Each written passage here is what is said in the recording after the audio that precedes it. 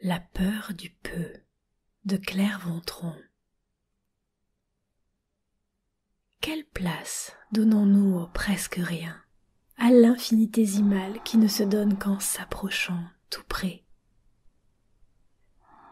En collant notre oreille sur la peau du monde, nous pourrions percevoir le bruit de fond de l'univers, le peu qui subsiste de la déflagration originaire parcourt encore tout l'univers. Mais qui a peur de ce subtil témoin qui imprègne toute matière au plus profond de sa structure? Il y a la peur du manque, surtout celui des mains de l'être aimé. Mais y a-t-il la peur du peu?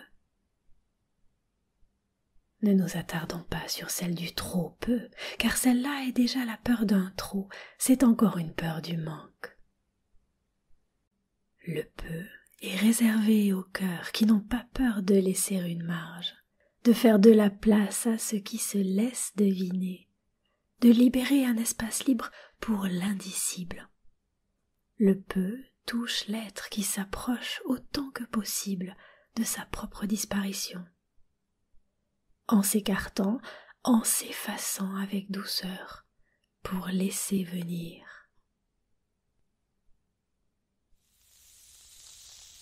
Observe le déplacement des grains de sable sur la dune. Attends que le lézard s'arrête sur le banc ensoleillé et scrute par ses yeux. Couche-toi dans la forêt pour écouter les deux accents successifs de la chouette. Déplace-toi avec la lune. Rapproche tes mains sans qu'elles se touchent pour sentir le rayonnement de tes paumes. C'est là que le peu survient dans toute sa force. Le presque rien, c'est la puissance du peu, la rumeur du vivant immense. Il ignore le virtuose, la rhétorique, se donne tout entier sans compter.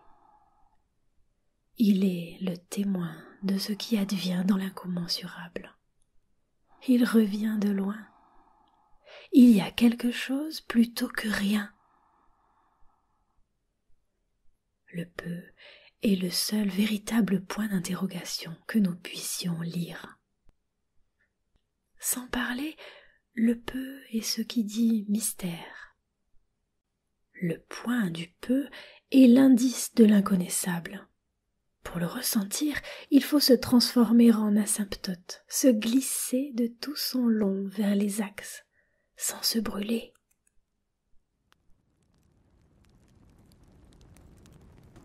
Je sens la peur du peu qui m'agite et me projette chaque matin dans le désir de vie. Le peu de vie qui me reste encore peut-être, qui sait.